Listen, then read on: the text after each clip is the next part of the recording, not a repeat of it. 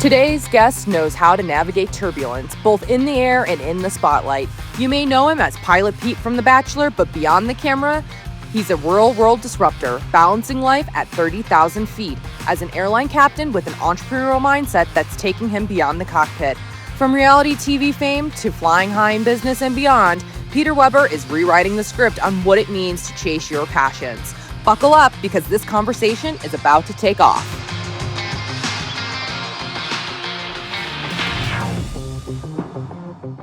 Hi, everybody. I'm with Peter Weber. Now, you may not know him. You may know him. He may be one of those type of faces that you go, I think I know him. You know, when you go walking down the street, you go, where did I see him before? But Peter actually has an interesting career, and it's something that I've always wanted to talk about on this particular show, because as we start thinking about how people are receiving information, looking at information, the show's all about disruption. Yeah. But in that, it's also how we're entertained. And the way I got to know Peter was actually seeing you on The Bachelor.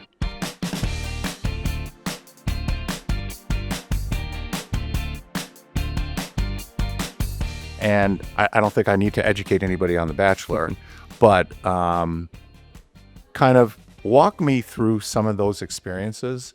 And first of all, welcome. Thank you. Yeah, good to be here. You know what I mean? What do you think so far of the Fontainebleau? Oh my God, this place is gorgeous. I remember flying, so early in my career, I was flying corporate out of Van Nuys, and I'd be in Vegas every other weekend. This was like my main route. And I remember flying in and seeing this, the structure was built.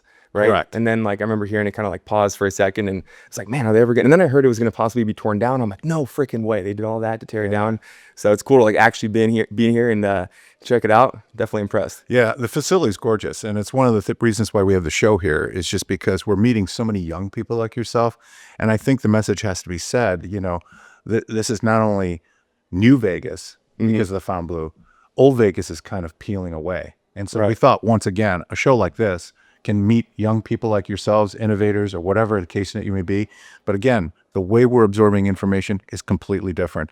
So without me talking, because that's not what my job is, kind of walk me through, because I don't even know the first thing on how to get on a show. So how'd you think about it? Where'd you get on? How'd you get on? Kind of walk me through that. Yeah, it's kind of interesting story, almost like serendipitous. And it's kind of cool because it almost merges. If you go back, it almost merges my life, what ended up happening with my career, me becoming a pilot, the whole reality game and the space and all that together. First time I ever watched The Bachelor was freshman year of college, actually. And what year? This would have been 2009. Wow. Yeah, 2009. And never heard about the show. Me and my best friend, we were roommates, best friend from high school. We were roommates at Baylor University. And two of our good friends, they loved the show. So they invited us over to watch an episode. And it was super cool because I remember watching The Bachelor at that time. His name was Jake Pavelka, and he was an airline pilot. And I remember looking at him and I'm just like, that is so freaking cool. Like living my dream, you know, being an airline pilot, flying all around the world, having the opportunity to, you know, travel the world and date, you know, to try to find a wife and hopefully have success with that. And I just remember like being almost in awe of that. I'm like, what a cool experience he must be going through. Yeah. So now this is a little bit of an age gap. When I first met Bachelor, I'm like, gosh, man, this is kind of weird. You know what I mean? So what attracted you to that? Because, you know, the concept of dating on television and so on and so forth, and having a lot of people, maybe I'm too shy for it, or I'm not confident enough. Why did you like the show so much? It's funny, actually. I naturally am a very shy person as well. Always been. We react differently to it. I guess so. Yeah. It's a cultural thing, or maybe it's an age thing. Yeah. I've always kind of been, to be very frank, a lot more introverted than people I think, you know, actually believe that I am. And yeah, because you don't strike me as that. And I get that all the time. Yeah. And I think I'm able to kind of break out of that shell. It kind of requires a lot of energy, but naturally in my core, a lot more of a shy kind of introverted person. And I remember seeing this show, you know, I'm a freshman in college, and fast forward about 10 years later, I had, you know, on Instagram recently, randomly received a DM from a producer saying that, you know, they thought that I'd be a good fit for the show. They'd like me to put an application in. They just literally saw you and said, come on the show. Super random. And actually, it's funny. I actually found out in the last couple of months. How did that even happen? Right, really random. She actually asked, or she's like, "Hey, you want to know how I ever found you?" I was like, "Yeah, I've always wondered that." I grew up in Westlake Village, California, which is actually really close to where the show films. Literally 10-minute drive from my house to the mansion where The Bachelor is. And there's a famous wine bar called Stonehouse that is like in that area. And she, I guess, had gone onto the Stonehouse Instagram and looked at tag pictures. And she was like the recruiter for the California area. That's how she found me. I guess I was tagged in a picture or something, and reached out, and that started the whole process. I wasn't like looking for it. I wasn't, trying to pursue to get on it. But once I got that DM, I was like, all right, we're going to go with it. And then you kind of fast forward through the whole process. It's a couple months of, auditions. And So what do they do? Make you read lines? What do they do? Ask you a bunch of questions? it's not lines. There's nothing like scripted about it, but it's just trying to get to know your personality, get to know who you are, what you're looking for, why. It'd be natural that. It's very difficult. I'd be like, where's my hands go? How do I talk? Yes. You know what I mean? It's an uncomfortable. I actually almost left. I remember. I haven't really told many people this. When I was in the Bachelorette, it was such a crazy experience.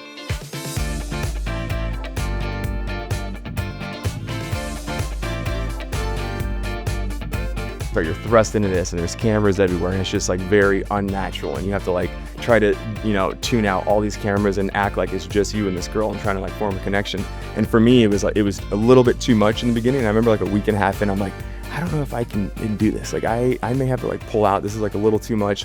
Decided to press on and keep going with it, and ultimately happy that I did. But yeah, so started that process.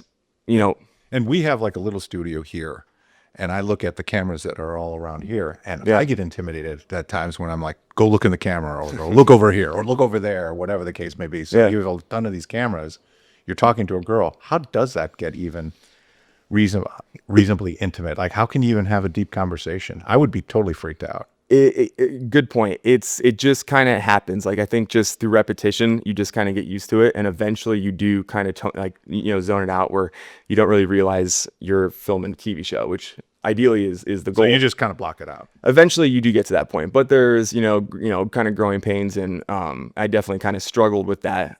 But I would say like 2 weeks in, kind of found my groove and everything, and then I think you just naturally forming an actual real connection with someone that distracts you from everything. And now did you like, in order to form that connection, like off camera, did you guys go out at all just to kind of get to know each other a little better, or was it had to be on camera at all times? That was something I've always wanted to ask. Yeah, you never have an opportunity to see the person if you're not filming. So it is right there. Yeah, every time you've ever seen that person throughout the whole 2 months of filming, it's being recorded. It's all content for the show, which is, that's a little annoying.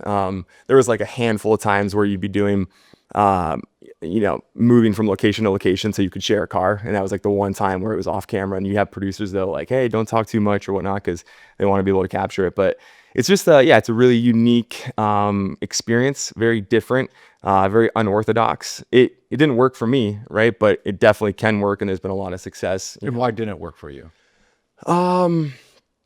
That's a good question. I'm just asking. I'm not sure. The first time around, so it was the Bachelorette, right? So it was a girl that was dating a bunch of guys, and it wasn't my call. She just, didn't choose me, and it's all good. And where are you now? She's doing great. She's I dare you to prove it. No, she's I think she's. Let's call her out. No, I'm kidding. No, she's a great girl. But yeah. And then I was lucky enough to be offered to go be the Bachelor the next season. So Bachelorette, yeah, you Zappo, right? You go into a little bug machine, bzz, you're out. Yeah. Then you get a call to go into the Bachelor. So they thought, let's give this guy another chance, or the producers say, oh, he scored well. I don't understand the business. So or they just liked you, or. I think, a little bit of all that kind of combined. I'd gone pretty far in the Bachelorette, so I guess I was received well by the audience. You were deep in the draft. Yeah, I had gone pretty much to the end, and it was just the kind of the last location she had let me go there. So I'd gone a good majority, and then I guess they just thought that I'd be a good fit, and they offered it to me, and I just remember being like, holy shit, this is cool. And what was crazy for me is, again, the serendipitous part of it. I'm like pinching myself. I'm like, and I'm a huge manifester, right? But not that I even manifested this, but I like would. Well, you kind of did at Baylor. I guess, but right? like I wasn't really realistically thinking that would ever be me. It kind of and it was like 10 years, I think, the 10-year anniversary of when Jake the pilot had done it, and then now I'm doing it.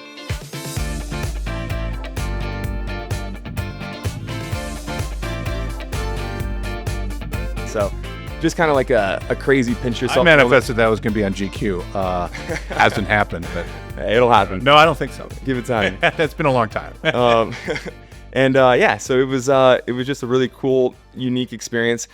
But then came the workaround. So flying, right, being an airline pilot, it's always been my dream, my ultimate passion. It's what I want to do till the day I have to retire, God willing, when I'm 65.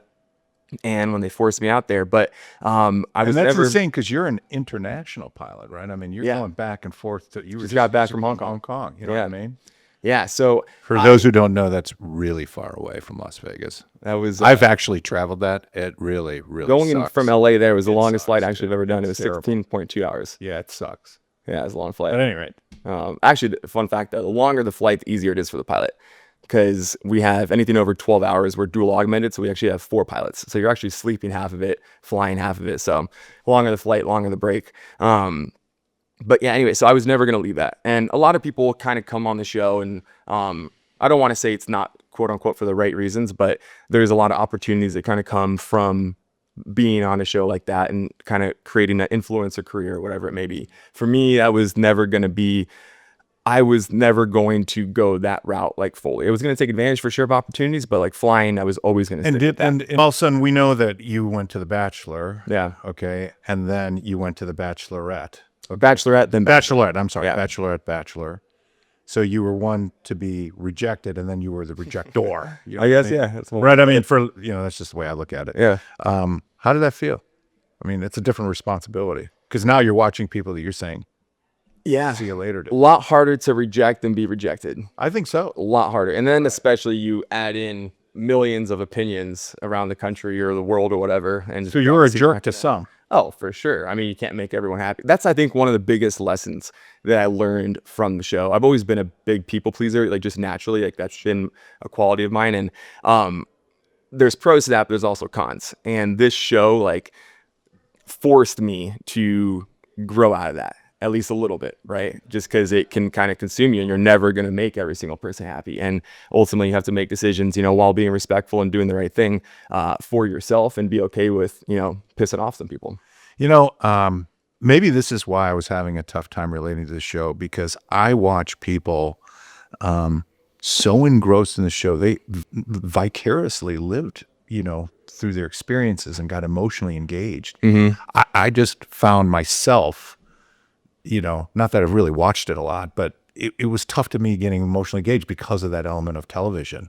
Yeah. But I mean, how do you argue with success? I mean, these programs, these shows are massively successful. So how did it end for you on that particular show? You chose somebody and then it was, happily ever after, or what? Not really. I had a very tumultuous up and down experience. I think the show probably liked it because it created a lot of drama, if you will. But I've always been a lover, like huge lover. It's just been me, and I think that got me into trouble a little bit because kind of You fell in love with everyone? with multiple. Yeah, if I'm being honest, like it.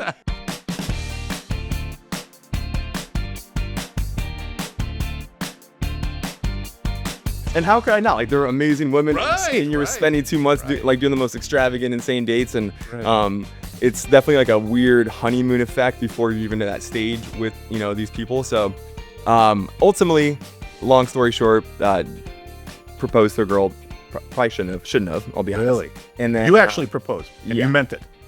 in this at the time, yeah. Yeah, okay. Yeah. No, I'm saying in the moment, you were Yeah. like, I'm all in. For sure. Okay.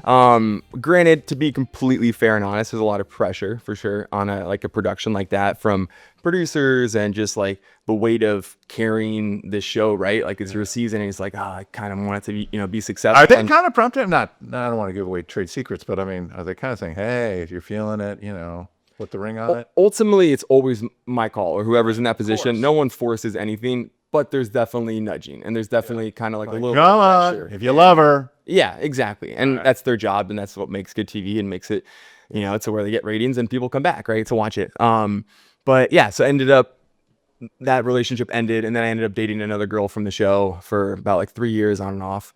And then that relationship ended maybe like a year and a half, 2 years ago. And so unfortunately, the whole point of it didn't necessarily work out for me, but very grateful for a lot of the experiences. Now, I've also seen, now maybe this is ages me a little bit, but I've also seen programs thereafter that kind of go through the autopsy of all these shows and putting on ex-girlfriends and so on and so forth. Did you ever participate in any of that? Because I remember seeing one once where, you know, a guy like you would be up there and then they bring up and there was some real emotions up there. Some of these women were really pissed. Yeah. You know what I mean? Believe me. Yeah, I felt it. They do a thing called, it's AFR, after the final rose. So Okay, right. it's a Did you ever go on that? Yeah, you have to. Okay, you have to. Yeah. So you got up there. Oh yeah, and you face them all, and they have an opportunity to say their piece about whatever it is, and again, that's why I'm saying it was so much harder being the rejector than the rejected, just because again you have so many people's emotions that you're kind of almost responsible for, if you want to look at it in that perspective, and yeah, that part wasn't necessarily very fun, but again, that was a lot of growth for me. That was a reason where that growth occurred for me, just because ultimately you're going to drive yourself crazy if you're just trying to like be a people pleaser and try to just do everything. You obviously can't pick everyone, right? So, but yeah, that was a fun, interesting. How do you experience. This is the dad in me. How did your parents deal with all this stuff? I mean, were they like, "Oh my God, that's my son up there," or was mom more engaged when you were rejecting these girls, or dad's like, "Hey, that's awesome," or I mean, are they just let you do your own career? It's just kind of a thought that kind of popped in the back. Yeah, no, I mean, luckily I'm very close to my family, and they were definitely really involved in the show, which was really cool. And my mom, is my best friend, my, truest confidant. And, ultimately I, always believe that she, has my best interest with everything. And so, definitely relied on her a bunch when I was going through and they kind of bring the family in towards the end. So she was kind of a consultant during the time. Yeah. Came on. What do you think of this girl? Yeah. And my mom, I love her. She says it how it is and does not hold back. And, probably a quality I wish I had more of in me, but, yeah, definitely it was nice to have the family there. Do you feel this program, and I'm going to get back to something, made you grow as a person? Absolutely. Really? So tell me the difference of after the show of who you are versus who you were. You know what I mean? Because you've said a couple things. You were an introvert. Yeah. This was kind of a side gig. So there might be an element like, I'll take it seriously to a moment in time. But what did you think you learned a little bit about yourself? A lot more resilient than I ever truly thought. And I think from that, just a ton of confidence came from that experience. And again, yeah, I mentioned the whole introverted aspect. And while that quality still remains in me, and I'll probably never lose that, a different level of confidence and just like okayness in who I am and being okay with that and not trying to be someone for someone else or things that just traps I've kind of fallen into previously before the show. I think a lot of strength, a lot of confidence came from this experience. And I don't really know if I could have gotten it in the way that I did if it wasn't for this experience. So that's a huge reason to, be super grateful. Again, obviously very unorthodox and all that, but just also kind of, I'm a big proponent for always pushing yourself and getting out of your comfort zone. And this was the ultimate getting out of my comfort zone. And, just so happy that I did do it. And again, yeah, I think just a renewed sense of confidence in myself and strength and and resiliency. But then after life, after, these shows, Yeah. you didn't just go back to be a pilot. I mean, you are, but you also are doing something else now, and you did something else. Can you kind of go through your career and kind of give me the evolution of that? Yeah. Because you strike me as a guy who says, yeah, I'm interested if you're interested, Mm-hmm. but you're not, actively out there with agents looking for opportunities. They seem to be calling you. Yeah. I've just been. You were on this new show called Traitors. Okay. The Traitors. Yeah. Yeah, the Traitors. And, walk me through the program a little bit, what you did there and how you did it. That was the coolest thing I've ever done, like for sure. Like that was just the most insane experience ever. But yeah, to your point, I guess, yeah, I've never been someone to look for these kind of opportunities or like, actively be seeking them. Just for whatever reason, have been, blessed that they've kind of come to me. And it's been something, if it made sense, I would say yes. If it would work with my career, I would say yes. And it's been cool to, again, I keep saying unorthodox, and I feel like that's just a really good way to kind of explain my trajectory and like what I do with my career with flying and everything else. Because I don't really think there's many people, I guess, in the industry, if you will, that I guess kind of do it the way that I do it. I have not met one. And yeah, and I guess, I think there's a little bit of pride I take in that.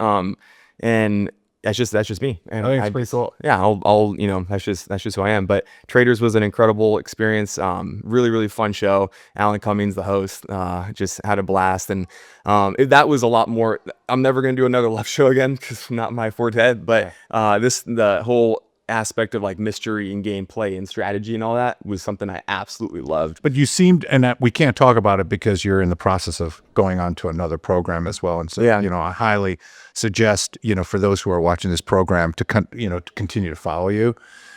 But you seem to be getting called back. So there's an element of who you are that seems to be, drawn to the television. Do you see, which path do you see? You're going to be a pilot? I get the pilot concept. Okay, very stable and all that kind of stuff. Does this thing take off for you? Because it just seems like they keep bringing you back. Yeah, very, very lucky, I guess, to have these opportunities. Again, ultimately, I will fly, like I said, till I'm 65 when I'm forced out. I'll never leave that. That's just what makes that ignites my soul. That to me, there's no place when I, take the runway and we get clear for takeoff and I put my hands on the throttle every single time. I mean, every single time. It's never gone away. There is a high that goes through my entire body that is just like, I love my job. I love what I do. And so I'll never leave that. And again, this whole reality aspect, again, people do this for a bunch of different reasons. I honestly, I do it because they're fun opportunities and they're cool. They make for cool stories later on. And that's honestly like the whole fame aspect or whatever. There's nothing for me, to be completely honest. But maybe that's what the attraction is and why people feel that you're authentic on in front of the camera, because there is a certain element of, not necessarily that I don't care, but you are kind of true to who you are from an integrity perspective. And I got that. Yeah. Growing up with my parents, they raised me very well and very, very thankful for that. So I think those kind of values, just have kept with me and just feel very, very lucky, very fortunate. I always just have so much gratitude for. Peter, I just want to thank you for being here, because I keep going back to the concept of why we're here on this particular program. Is I just think the way people are absorbing information today is completely different. We've had celebrities like yourself, we've had innovators, technology, finance, all that stuff, but everyone's absorbing their information differently. And dating is clearly one of those issues. So I wanted to have you on the show to talk about it. Hey, because the way we met people, again, ageism here for me, but I didn't have a cell phone. So you just kind of had to say, hey, how's it going? What's going on? But now, with all these mediums and all these opportunities, I don't know how you guys guide through it, but it's been a real pleasure to talk to you today. Yeah, absolutely. Likewise. Thank you for having me. All right. Enjoyed it. Thanks, bro. Can I ask him a question? I just have...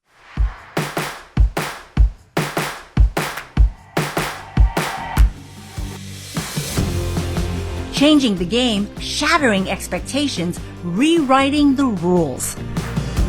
Meet the new visionaries, the rebels, the ones who dare to disrupt. When you're on a show like this, we're always talking about disruption. And when you're talking about disruptive natures of any business, you're talking about innovation. Exploring the industries revolutionizing our world. They're trying to create FOMO for their friends.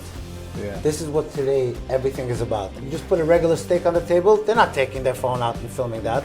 You bring it out in a briefcase and you do a whole show and a shebang and dancers around it, and then you brand it with the Poppy Steak logo, they're taking out their phone. The Disruptors. From the Fontainebleau Las Vegas Resort.